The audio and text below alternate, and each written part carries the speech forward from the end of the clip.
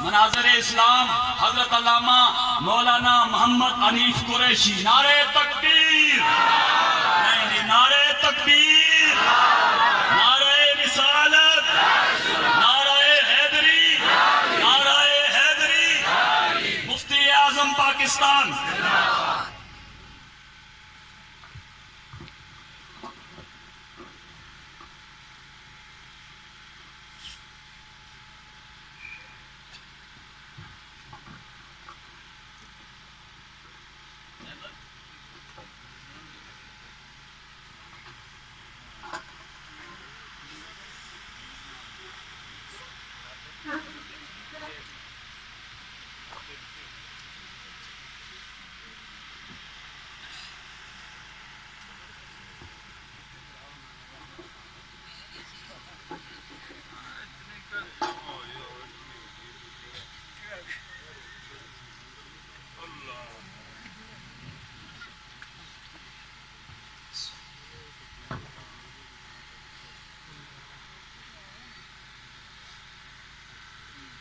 الحمد لله الذي هدانا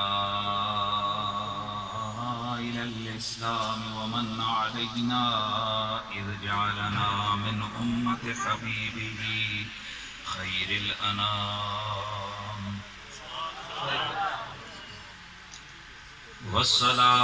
والصلاة والسلام على رحمة للعالمين سيد العرب والعجم سيد ولد آدم يوم القيامة محمد سيد الإنس والجان وعلى آله وأصحابه أولي الكرم والصدق والإكرام والإحسان.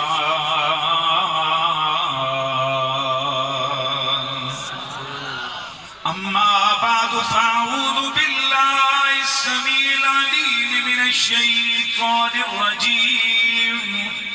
بسم الله الرحمن الرحيم.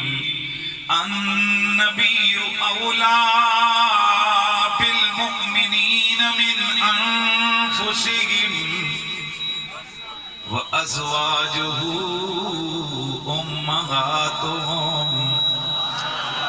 إن الله وملائكته يصلون على النبي يا أيها الذين آمنوا صلوا عليه وسلموا تسليما. الصلاة والسلام عليك يا سيدي يا رسول الله وعلى آلك وأصحابك يا سیدی یا حبیب اللہ. پیارے نبی کی بارگاہ ناز کے اندر محبت و پیار سے درود و سلام کا نذرانہ پیش کرو، کیونکہ میرے سونے نبی نے فرمایا قیامت والے دن میرے سب سے زیادہ قریب قریب قریب وہ شخص ہوگا جو زندگی میں مجھ پر کثرت سے درود و سلام پڑھنے والا ہوگا. الصلاۃ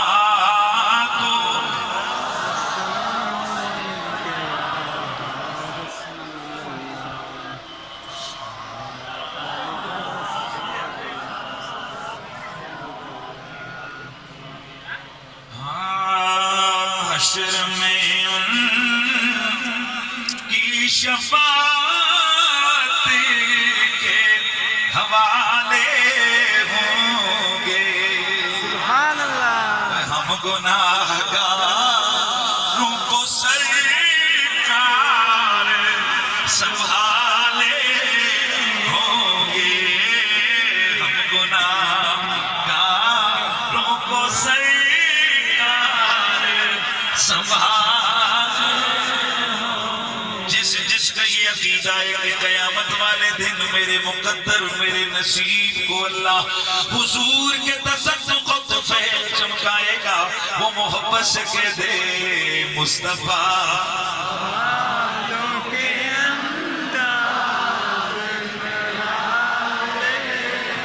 ہے حشر میں ان کی شفاعت کے حوالے ہوں گے مصطفیٰ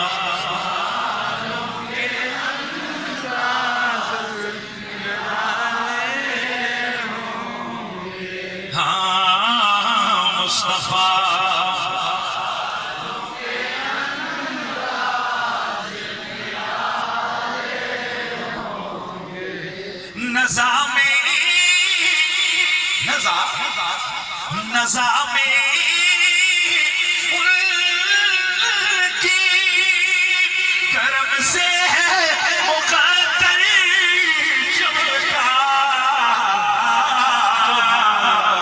ہے قبر میں اب تو جانے ہوں گے قبر میں اب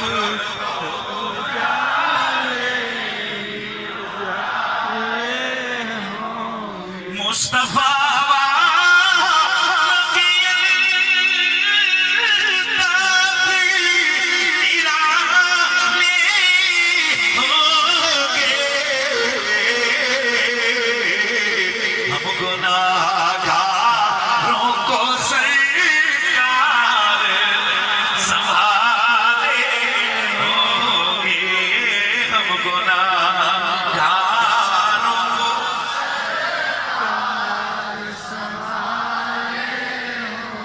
اور وہ تو جنتی ہیں جنہیں ان کے کرم پر ہے یقین وہ تو جنتی ہیں جنہیں ان کی کرم پر ہے یقین اور وہ جو منکر ہے جہنم کے وہ جو منکر ہے جہنم کے ہوں گے مصطفیٰ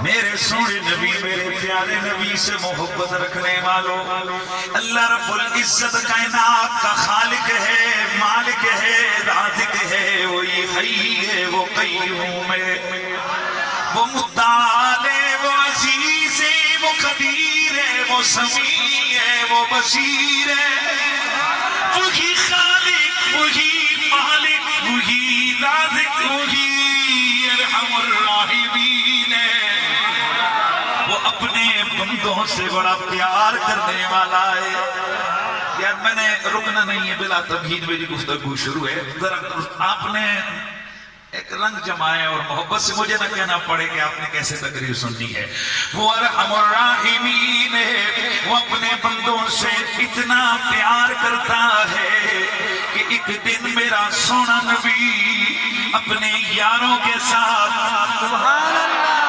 مدینے کے رستوں میں گزر رہے ہیں وہ میں قربان جاؤں الحمدللہ ہم اہل سنت و جماعت ہیں اہل سنت کی یہ شان ہے ان کا یہ عظمت والا انداز ہے کہ ہم ہر پاک نسبت کا ادب بھی کرتے ہیں پاک نسبت سے محبت بھی رکھتے ہیں اگر نسبت ہو حال والی ہم اس پہ قربان اور نسبت ہو اصحاب والی ہم اس پہ قربان اللہ اکبر میرے دوستو ہمارے مسلک نے ہمیں یہ گھٹی میں یہ سبق دیا ہے کہ جو پاک نسبتیں ہیں یہ نسبتیں بھی بالکل کسی کی کوئی قیمت نہ ہو نسبت اسے اوجے سریا تک لے جاتی ہے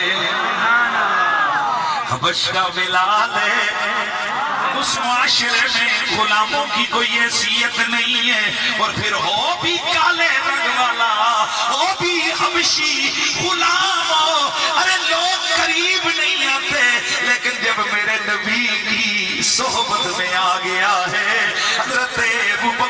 جیسا بندہ سیدنا بلال کہہ کر پکارتا ہے۔ میرے دوستو یہ میرے رسول کی نسبت زمانے سے ہو گئی، وہ زمانہ وہ اتنا باکمال کہ ایک شب کی نسبت میرے نبی کی ولادت سے جڑ گئی، وہ شب لیلۃ القدر سے افضل ہو گئی۔ اللہ و مکان کی نسبت میرے نبی سے جو جڑ گئی، میرا نبی آج بھی جس قبر منور میں آرام فرمائے، امام قرطبی حضرت امام جلال الدین سیوطی، علامہ صالحی شامی، حضرت شاہ الحق محدث دہلوی، بڑی بڑی مقتدر علمی ہستیاں، بڑے بڑے ائمہ، وہ لکھتے ہیں کہ زمین و آسمانوں میں سب سے افضل مقام وہ جگہ ہے جس جگہ کے ساتھ میرے نبی کا جسم ملا ہوا ہے۔ ایک دن ایک علامہ سے پوچھا نجدی علماء نے، توجہ ہے، علامہ سے پوچھا نجدی علماء نے کہ بتائیے زمین و آسمان میں وہ کون سا مقام ہے جو سب سے زیادہ عزت والا؟ انہوں نے فرمایا کہ وہ جگہ میرے حضور کے جسم سے لگنے والی قبر منور والی جگہ ہے۔ کہا جی کیا عرش سے بھی افضل؟ کہا جی بالکل عرش سے بھی افضل۔ کہا بتائیے دلیل کیا ہے؟ فرمایا دلیل یہ رب فرماتا ہے خیر لک من الاولی، محبوبہ تیری زندگی کے پچھلے لمحے سے تیری زندگی کا اگلا لمحہ زیادہ شان والا ہے۔ ہم تیری شان، تیرے مرتبے، تیرے رتبے کو بڑھائیں گے ضرور، گھٹائیں گے نہیں۔ یاد رکھو لوگو، ہر عروج کو ایک سوال ہوتا ہے، لیکن یہ نبوت ایسا کمال ہے، یہ نبوت ایسی شان ہے، یہ نبوت ایسا درجہ ہے، یہ نبوت ایسا حکم ہے کہ اس میں کمال ہی کمال ہے، اس میں زوال نہیں ہے۔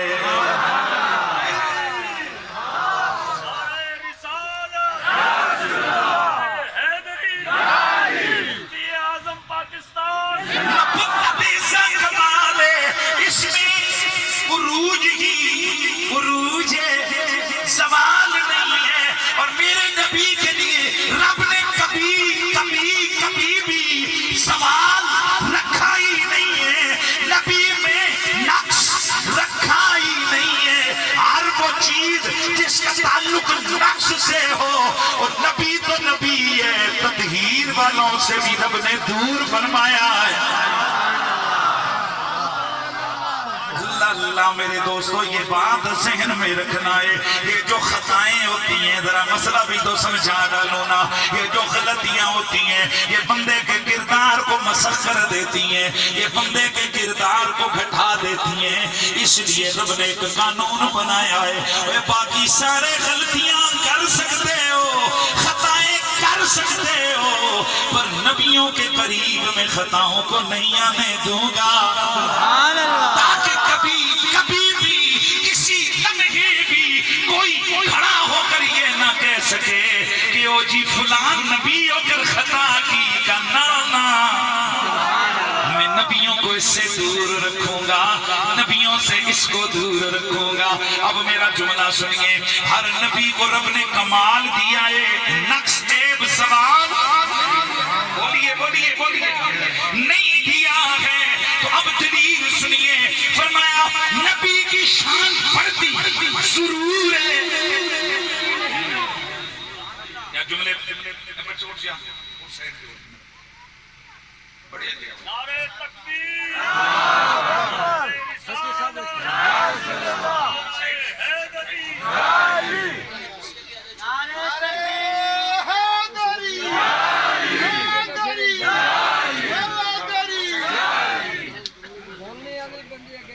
مصطفیٰ والوں کے انداز، مصطفیٰ والوں کے انداز، نبی کی شان بڑھتی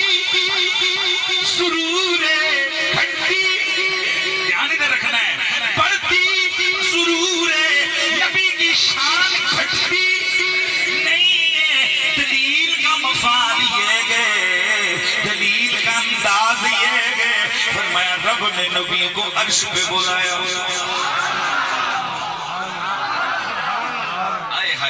عرش پہ میرا نبی ہے, عرش بڑی شان والا ہے. اللہ اس عرش کی عظمت کو بیان کرتے ہوئے فرماتا ہے میں رب العرش العظیم ہوں.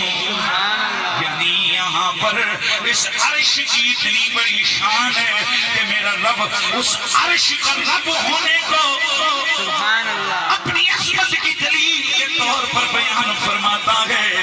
وہ رب العرش العظیم ہے, وہ اتنا بڑا عرش ہے, وہ اتنی بڑی مخلوق ہے, اللہ کے جلووں کی جلوگاہ ہے.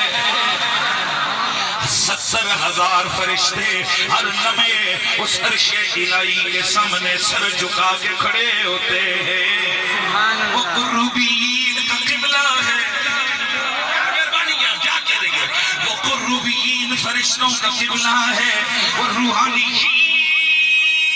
کا کعبہ ہے, اور ساری آسمانی مخلوق ادھر متوجہ ہے. وہ اتنا بڑا عرش جب میرا نبی نالین کے ساتھ قدم رکھتے ہیں اس عرش پر, فتزلزلت العرش, رب کا عرش کانپنے لگ جاتا ہے. میرے نبی فرماتے ہیں او میرے اللہ تیرا عرش کانپ رہا ہے, کیا میرا آنا اسے اچھا نہیں لگا؟ جواب آتا ہے محبوبہ مسئلہ یہ نہیں ہے, مسئلہ دراصل یہ ہے تو نے دل میں یہ ارادہ کیا ہے کہ تو نالین کو اتارے. یہ عرش اس لیے کانپا ہے, اس نے تمنا کی ہے ربا میں تیرے یار کے قدموں کو نہیں, قدموں سے لگے ہوئے جوتوں کو چومنا چاہتا ہوں.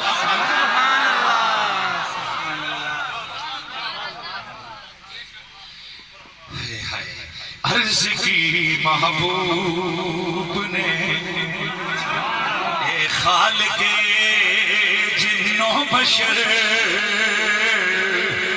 تھا راز کیا جب طور پر ہوا تھا تو جلوہ گر, حکم تھا موسیٰ کو نالین نہ پائی در, حکم تھا موسیٰ کو نالین نہ پائی در, حکم ہے محبوب کو نالین پائی در. پھر آئی آواز کے اس بات پر بھی غور ہو, پھر آئی آواز کے اس بات پر بھی غور ہو.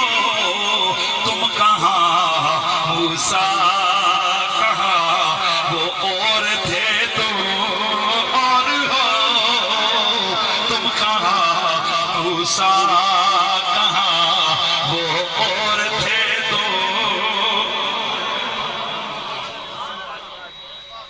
میرا نبی عرش پہ گئے. اب عرش بڑی شان والا مقام ہے, لیکن میرا نبی عرش پہ رکا نہیں, عرش سے واپس مکے میں, پھر مکے سے مدینے میں. مسئلہ سمجھئے, عرش بہت بڑی شان والا مقام ہے, لیکن حضور وہاں رکے نہیں, واپس مکے آئے, پھر مکے سے مدینے گئے. تو دلیل دی علماء نے, فرمایا اگر عرش الہی یہ حضور کی قبر منور والی جگہ سے افضل ہوتا تو حضور کو اللہ عرش پہ بلا کے دفن کرتا, لیکن اس مقام کا چناؤ جب جسد مصطفیٰ کی لمس کے لیے رب نے فرما دیا ہے, یہ مقام قبر محمدی کے لیے جب چن لیا گیا ہے, تو اس پوری کائنات کے اندر کوئی زمین, کوئی آسمان, عرش, کرسی, کائنات کا کوئی بھی مقام حضور کی اس قبر کے مقام جیسا نہیں ہو سکتا ہے. تو پھر مجھے کہنا ہے نا کہ حشر میں ان کی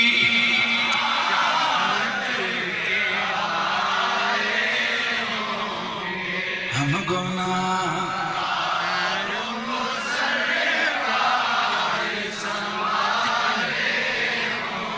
گے ہم گناہ گاروں کو سرکار میرا اللہ وہ بندوں سے اتنا پیار کرتا ہے کہ میرا سونا نبی اپنے شانہ میں باوفا خاموش نہیں محبت کے ساتھ شانہ میں باوفا ابو بکر ہے عمر ہے عثمان ہے حیدر ہے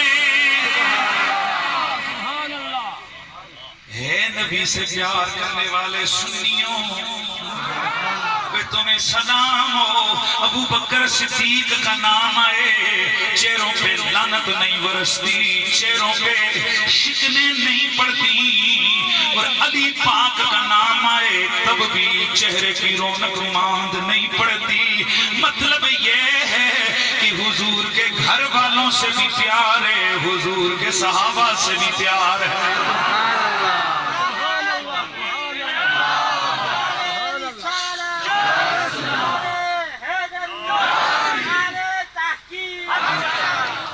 میرے سونے مدنی کریم یاروں کے ساتھ ہیں اتنے میں حضرت عمر خدا کی قسم میرے نبی نے فرمایا او سونے عمر جس رستے پہ تو جاتا ہے پیارے شیطان رستہ بدل دیتا ہے علی علی ایسے نہیں ذرا چمکتے چہرے سے بولو سبحان اللہ او عمر وہ تیرے قدموں کی خشخش ایسی سننے نا کس کی آواز آندھی یہ حدیثیں سنا رہا ہوں وہ تیرے قدموں کی آہٹ ایک حدیث میں آتے تیرے قدموں کی خشخش سے شیطان ان الشیطان لیفر من عمر بن الخطاب وہ عمر بن خطاب سے شیطان بولو بولو بولو اونچا بولو بھاگ جاتا ہے اللہ میرے سونے مدنی کریم کیا کلمہ پڑھنے والو میرے نبی کی یار پیارے غلام ہائے ہائے آدھر چلو حدیث سن لو میں بات کرنے لگا ہوں مولا علی کی ہاں اب بھی میں چہرے دیکھوں گا میں چہرے دیکھوں گا کہ رسول اللہ کی آل کا ذکر سن کے کس کے چہرے پہ رونق آتی ہے اور کس کے چہرے پہ بہت ساری چیزیں جنہیں لمبی چوڑی دلیلوں کی محتاج نہیں ہوتی ہیں حضور کی اہل بیت کا ذکر ہو جس کسی کو شیعت رافضیت کے دورے پڑنے شروع سمجھ جاؤ اندر کالا ہے پیڑا ہے بغیر اندر سے اس کے گند اور سے اس کو نہیں جناب سانس لینے دیا اور رسول اللہ کے صحابہ کا ذکر ہو اور جس پہ لعنت برسے نا سمجھ جاؤ یہ بھی بغیر تھا کیونکہ اللہ کے رسول نے فرمایا اللہ لا تتخذوا اصحابی غرضا بعدی اے میں اللہ سے ڈراتا ہوں تمہیں خدا کی یاد دلاتا ہوں اللہ فی اصحابی میرے صحابہ کے معاملے میں خدا کا خوف کرنا سبحان اللہ کیا کہنا سیاسی ہو نا سیاسی بندہ سیاسی لیڈر کی آج کوئی توہین نہیں سنتا حالانکہ دنیا جان کی خواستیں بڑے بڑے لیڈروں کے اندر ہے کیا کیا گند ہے جو ان کے اندر نہیں پایا جاتا کیا کیا وہ خواصت ہے جو ان کے نام کے ساتھ منسوب نہیں ہے ان کی زندگی کے کیریکٹر دیکھو ان کے اعمال دیکھو ان کی کمائیاں دیکھو ان کے معاملات دیکھو لیکن ابھی بھی اس جگہ بیٹھ کر اگر لام میم نون کاف الف بے پے تے سے جیم اگر میں کسی کے لیڈر کا یہاں پر اچھے انداز سے ذکر نہ کروں اور اس کو میں تلخ لہجے میں بات کروں وہ خامخواہ اپنے دل پہ بوجھ محسوس کرے گا حالانکہ ہیں کتنے گندے وہ کہے گا جی بے شک صحیح لیکن ہمارا لیڈر ہے ہمارو لیڈر ہو تو ہاں لہذا ہم برداشت نہ کر دو ہم برداشت نہیں کریں گے ہمارا لیڈر ہے اس نے نام بے شک وہ گندا ہے لیکن ہمارا لیڈر ہے اس کا نام چلیے اللہ اکبر او حضور پہ کلمہ پڑھنے والو اگر ان گاند کے مجموعوں لیڈروں کا اگر اچھا انداز سے ذکر اچھی انداز سے نہ کیا جائے وہ برداشت نہیں ہے تو جن قدسی صفات مصطفیٰ کی فضل کے نوری صحابیوں کی عظمتیں جن کی عظمتوں پر قرآن کی نص موجود ہے قرآن کے رکوع موجود ہے قرآن کی سورتیں موجود ہیں قرآن کی آیتیں موجود ہیں اگر ان کا ذکر کوئی گھٹیا لہجے سے کرے گا بتاؤ حضور کے قلب منور پہ کیا گزرے گی اس لیے ہمارے سنتیں اللہ اکبر، اوریجنل سنی وہ ہے. یہ ترازو رکھ کے تولنا شولنا یہ ہمارا طریقہ نہیں رہا ہے بزرگوں کا. وہ جب صحابہ کی شان بیان کرتے تھے تو یوں لگتا تھا یہ فنا ہے حب صحابہ میں، اور جب وہ آل رسول کی شان بیان کرتے تو لگتا ہے کہ بھائی ان کی رگ رگ میں علی علی بس رہا ہے. ہم آل سنت ہے. سنی کی پہچان یہ ہے کہ سنی حضور کی ہر نسبت کی اندھی عقیدت رکھتا ہے، محبت رکھتا ہے. اور جہاں پیار ہو نا وہاں عیب اعظم، جتھے دل لگ جاوے اتھے عیب نظر نہیں آتا.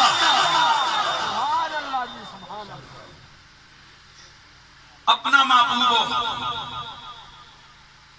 آج کل تو لوگوں نے اپنے پیروں کے لیے یہ قانون بنایا کہ اللہ نے ان کو ہمیشہ گناہوں سے بچا کے رکھا. تو تیرے میرے پیر کی یہ شان ہو گئی، ہمارے مولویوں کی یہ شان ہو گئی کہ اللہ نے انہیں خطاؤں سے گناہوں سے بچا کے رکھا، اور یہ اللہ نے ان کے قلم کو محفوظ رکھا. تیرے پاس وہی آئی ہے. تیری عقیدت کا یہ عالم ہے کہ تو اپنے مولوی کے لیے اگر واقعتاً، میں نے ایک دن ایک بڑے بزرگ ہیں ان کی کتاب کے اندر ایک حدیث موجود تھی، تو میں نے کہا یار یہ حدیث موضوع ہے. تو مولوی صاحب کہنے لگے نہیں جی نہیں حضرت اتنے بڑے ہیں وہ تو کیسے ہو سکتا ہے کہ یہاں حدیث موضوع انہوں نے لکھنا. کہ یہ ہو گیا، انسان خطا ہو گئی.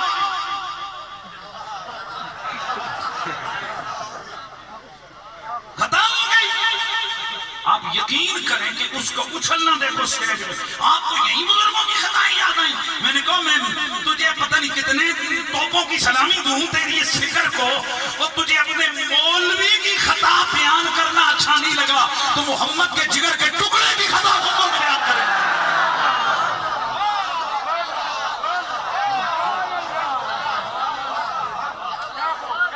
حالانکہ مولوی سے خطائیں ضرور ہوئی ہوگی، لیکن کوئی برداشت نہیں کرتا، میں برداشت نہیں کرتا کہ میرے استاد الکریم حضور آقائی سیدی مرشدی قبلہ پیر سید حسین الدین شاہ صاحب کی، بھائی ان سے ہو سکتی ہیں ہزاروں خطائیں، ہو سکتی ہیں دو ہو سکتی ہیں چار ہو سکتی ہیں، علمی خطائیں ہو سکتی ہیں. ہم معصومیت والے نہیں ہیں.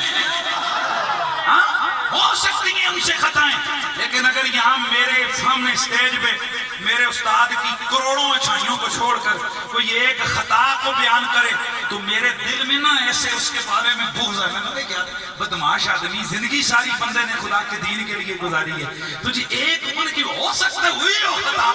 اور جہاں کوئی پیرے کا نس موجود نہیں وہاں ہمیں برداشت نہیں ہوتا، تو جہاں تطہیر کی آیت موجود ہے ہم کیسے برداشت کریں کہ کوئی بدماش اٹھے اور منبر میں بیٹھ کے ان کی خطاؤں کی بات کرے.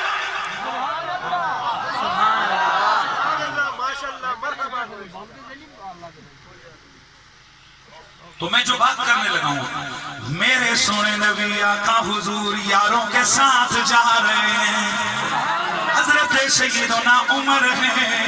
میرے سونے نبی پیارے نبی نے دیکھا ایک خاتون موجود ہے. میرے سونے نبی نے اسے 2 کھجوریں عطا فرمائی، بلکہ 3 کھجوریں عطا فرمائی. میرے سونے نبی نے دیکھا اس نے ایک کھجور ایک بیٹے کو دی، دوسری کھجور دوسرے بچے کو دی، اور تیسری کھجور خود کھانے لگی.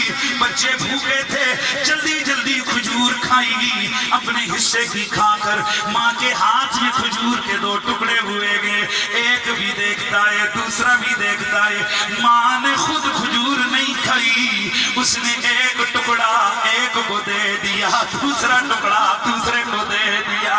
میرا سونا نبی اس شفقت و محبت کے اس منظر کو دیکھ رہے تھے. میرے نبی نے فرمایا او میرے یارو، بالخصوص حضرت عمر سے مخاطب ہوئے، سونے عمر یہ بتاؤ کہ کیا یہ عورت اگر میں کہوں کہ یہ اپنے بچے کو آگ میں ڈالنے جا رہی ہے تو کیا کہو گے؟ صحابہ نے دلوں پہ ہاتھ رکھ لیے. آقا جی کیسے ممکن ہے کہ اتنا پیار کرنے والی ماں اپنے ان بچوں کو آگ میں ڈالنے لے جا رہی ہو؟ تو میرے نبی نے فرمایا وہ جب یہ ماں بچے کو آگ میں ڈالا جانا گوارا نہیں کر سکتی تو اللہ یرحم بعبادہ من ہذہ بولد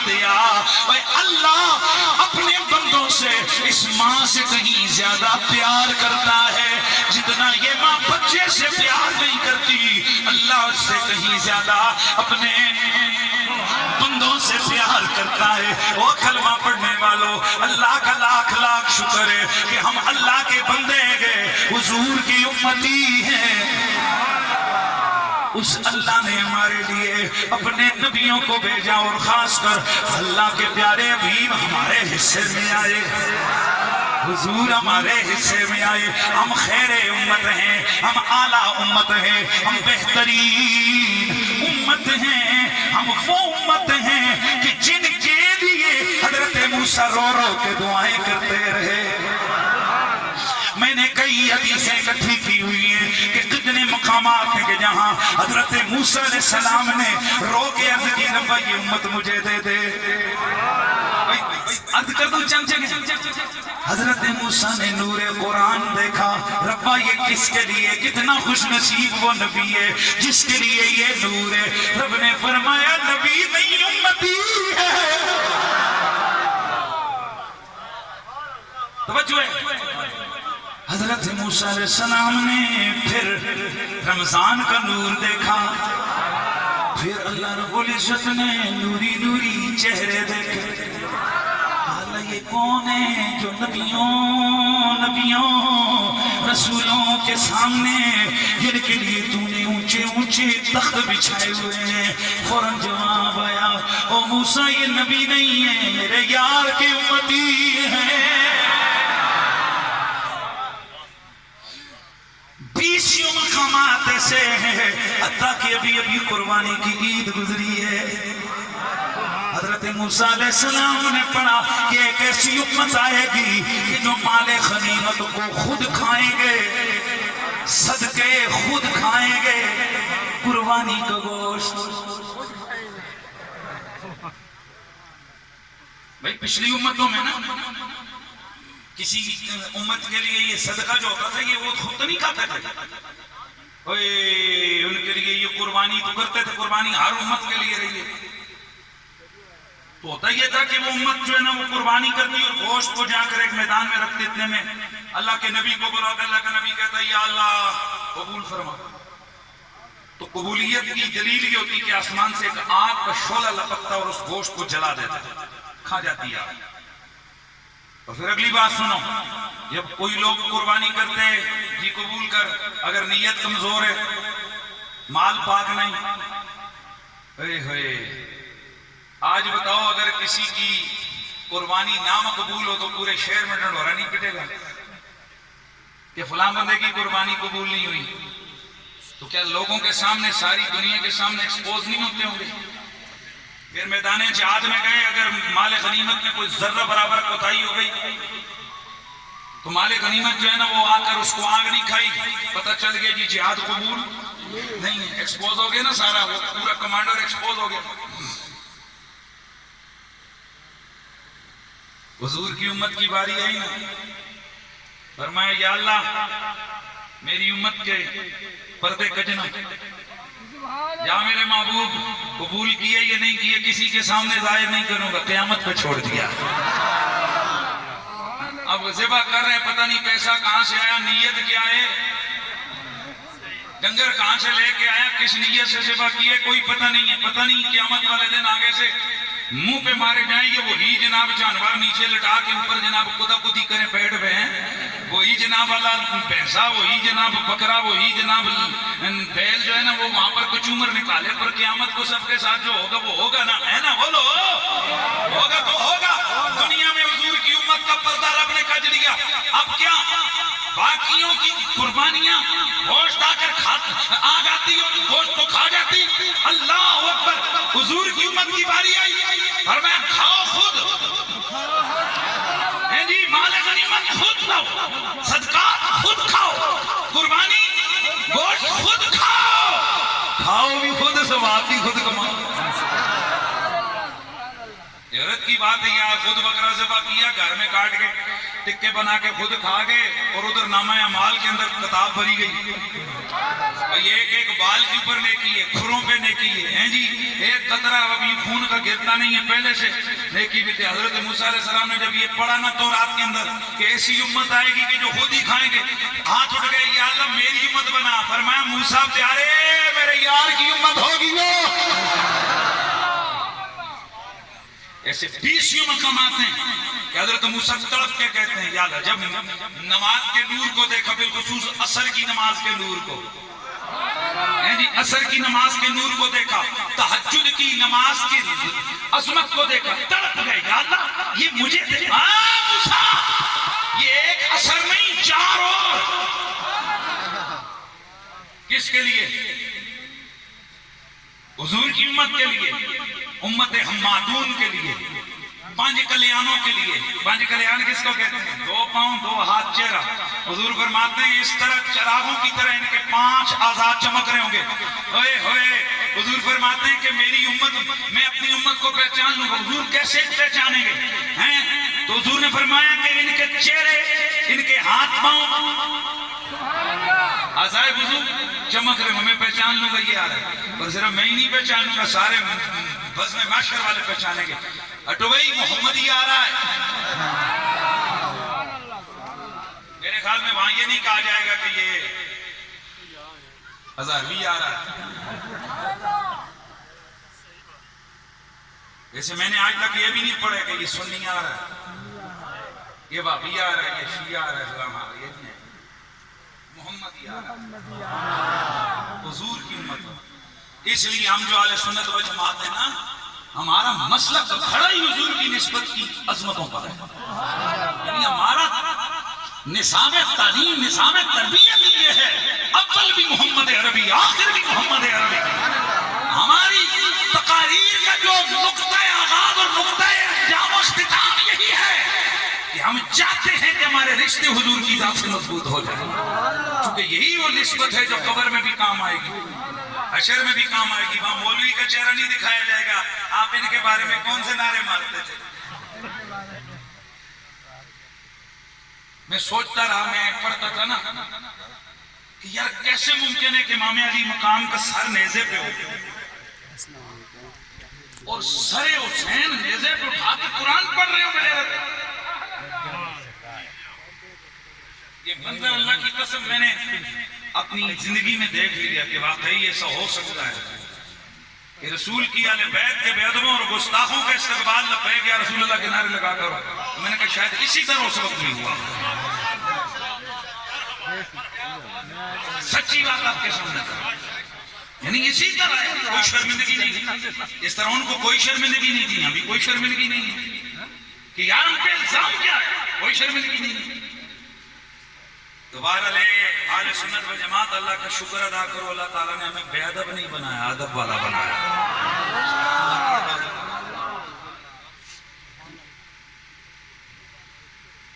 ہم کوئلے کی طرح جلی ہوئی, بغض صحابہ میں جلی ہوئی اس کالی مخلوق کو بھی ہم مہجور و متروک سمجھتے ہیں کہ جن کے سینے بغض آل محمد سے جلے, اصحاب محمد کے بغض سے جلے. یار میں ایک دن بیٹھ کے نا ایسے سوچ رہا تھا کہ مولا کائنات جب حضور نے اعلان نبوت فرمایا تو آپ کی عمر مبارکہ کتنی تھی؟ 6 برس یا 9 برس؟ زیادہ یہی ہے کہ 7-8 برس. چلو جی 9 ہی لگا دو. تو سوال یہ پیدا ہوتا ہے کہ حضرت علی المرتضیٰ تو 9 برس کے تھے, بنو ہاشم کے خاندان کا باقی بھی کوئی آدمی مسلمان نہیں ہوا تھا. تو بتائیے کہ مکے کے ان خناسوں, ان بدماشوں کی ٹکر لینے والا کون تھا حضور کے ساتھ اس وقت؟ سوچو ذرا اہل سنت اور بالخصوص سادات, ذرا سوچو. حضرت علی المرتضیٰ نے تو ابھی آپ کی عمر, ابھی آپ 55 میں تھے, تو بتائیے کون تھا جو سفر میں رسول اللہ کے ساتھ کھڑا ہے, حضر میں رسول اللہ کے ساتھ کھڑا ہے, ان بدماشوں کی ٹکر میں رسول اللہ کے ساتھ کھڑا ہے, حملہ آوروں کے مقابلے میں حضور کے سامنے, حضور کی جان کی حفاظت کا باڈی گارڈ بن کے سامنے کھڑا ہے. تو آپ یقیناً کہیں گے یا ابو بکر ہے, یا عمر ہے, یا طلحہ ہے, یا زبیر ہے. اس لیے صحابہ کرام کو چھوڑ کے اللہ کی قسم ہمارا عقیدہ ہمارا ایمان کبھی مکمل نہیں ہو سکتا ہے. اس لیے حضور کے صحابہ سے پیار ہمارے ایمان کا حصہ ہے, ہمارے لیے بہت ضروری ہے. اللہ اکبر. تو آل بیت ہوئے جن سے صحابہ نے پیار کیا. اور کمال کی بات یہ ہے کہ صحابہ نے یہ بھی نہیں دیکھا کہ ان کی عمریں چھوٹی چھوٹی ہیں. حضرت حسین چھوٹی عمر کے ہیں, حضرت ابوبکر نے یہ تو نہیں دیکھا کہ یہ تو بھی نماز پڑھنے کے لائق عمر کبھی نہیں ہوئے. ان کے لیے امام صحابہ ان کے لیے کھڑے ہوتے ہیں, امام حسن کے لیے ممبر چھوڑ دیتے ہیں. حضرت عمر امام حسین کے لیے بولتے جاؤ ممبر چھوڑ دیتے ہیں. بھائی بولیے تو کیا آپ کا کیا خیال ہے حضرت عمر کیا دیکھ کے ممبر چھوڑتے تھے؟ ان کی نماز, ان کا روزہ, ان کا صدقہ, ان کا حج, ان کی لمبی داڑھی, ان کی پگڑی کے زیادہ اعلیٰ قسم کے جناب ان کے وہ بل. بولو ذرا بتاؤ مجھے حضرت عمر کیا کرتے تھے؟ ہم نے حدیث مبارکہ کو دیکھا, سیر علم النبلاء کے اندر موجود ہے. حضرت عمر فاروق کے بیٹے حضرت عبداللہ بن عمر نے ایک دن کوئی اس طرح کی بات کی کہ جناب آپ نے حسن پاک اور حسین پاک کے لیے ان صحابہ کے درجے کا وظیفہ مقرر کیا جو بدری صحابہ تھے. حضرات کے علم میں کہ حضرت عمر نے وظیفہ مقرر کیا تھا اور کیٹیگریاں رکھی تھی. جو پہلے والے ہیں ان کو زیادہ, یار نہیں سمجھے ہوئے یار, جو پہلے والے ہیں ان کو زیادہ, جو بعد والے ہیں ان کو تھوڑا کام, جو اور بعد والے ہیں ان کو تھوڑا رکھا. سب کے لیے تھا, پر وہ بتانا یہ چاہ رہے تھے کہ ان جیسے تم نہیں, تم جیسے یہ نہیں. تو حضرت سیدنا عمر فاروق رضی اللہ تعالیٰ عنہ نے جو لسٹ بنوائی نا, تو ٹاپ پہ لسٹ پہ کون تھا پتہ ہے؟ بدر والے. کون تھے بولو؟ بدر والے, جنہوں نے بدر میں حضور کے ساتھ حضور کے شانہ بشانہ کھڑے ہو کر کفار کے ساتھ جنگ لڑی تھی. وہ بدری صحابی تھے, ان کو ٹاپ پہ ٹاپ آف دا لسٹ ان کا نام تھا. اور اسی لسٹ میں حسن حسین, اعتراض کرنے والا سگا پتر. اور یہ وہ اعتراض نہیں جو ہم سڑ کے اعتراض کرتے ہیں, یہ علمی سوال تھا. اور ایسا ممکن ہے کہ کسی ایک صحابی کے ذہن میں کوئی چیز نہ ہو اور کسی بڑے صحابی سے اس کا سوال پوچھے, اور یہ سوال پوچھنا خطا نہیں ہوتا. توجہ ہے کہ نہیں ہے؟ یہ سوال پوچھنا خطا نہیں ہوتا, کیونکہ ہم نے دیکھے حضرت عمر نے کئی جگہ حضرت علی سے سوال کیا. حضرت عمر کا فیصلہ اور ہے, حضرت علی کا فیصلہ اور ہے. آج تک کسی ماں کے بچے نے یہ جرت نہیں کی کہ وہ کہے کہ چونکہ حضرت عمر نے اپنا اجتہاد یہ کیا تھا اور حضرت علی نے اپنا اجتہاد وہ کیا تھا, لہذا حضرت عمر سے خطائے اجتہادی ہو گئی اور حضرت علی کی خطا نہیں ہوئی, ثواب ہو گیا. کبھی جرت کی ہے ایسا جملہ بولنے میں؟ کہتی ہو نہیں, ان کی اپنی رائے تھی. کیا 20 مقامات پر حضرت سیدنا عمر نے اعتراف نہیں کیا؟ حضرت عمر نے یہ نہیں عرض کی کہ لولا علی لہلک عمر, اگر علی نہ ہوتے تو عمر ہلاک ہو جاتا؟ کیا حضرت عمر نے 20 مقامات پر یہ نہیں فرمایا اے اللہ اس دھرتی پہ اس دن عمر کو زندہ نہ رکھ جس دن علی اس دھرتی پہ موجود نہ ہو, علی کے بغیر ایک نواں بھی عمر کو زندہ نہ رکھ؟ تو بتائیے کیا حضرت علی المرتضیٰ کے 20 فیصلے حضرت عمر فاروق رضی اللہ تعالیٰ عنہ کے سامنے ہوئے, حضرت عمر کی رائے اور حضرت علی کی رائے اور, تو کیا کبھی مولوی کی جرت بنے گی کہ وہ حضرت عمر کے لیے یہ لفظ بولے کہ اس مسئلے پر حضرت عمر سے خطائے اجتہادی ہو گئی؟ کیونکہ آج لوگوں نے ثواب دینے کا ایک طریقہ بنا لیا نا کہ خطائے اجتہادی ثابت کرو کہ یہ بھی ایک اجر ہے. اور چبل آدمی یہ اس جگہ ہے کہ جب اور کوئی تعبیر نہ بن رہی ہو اور کسی بزرگ ہستی سے کوئی ایسا معاملہ سرزد ہوا ہو, تو ہم دی اینڈ اس کی عظمت و شان کے پیش نظر ہم بجائے اس کے کہ اس میں کوئی غلط الزام لگائیں, ہم یہاں خطائے اجتہادی کہہ کر اس کی شان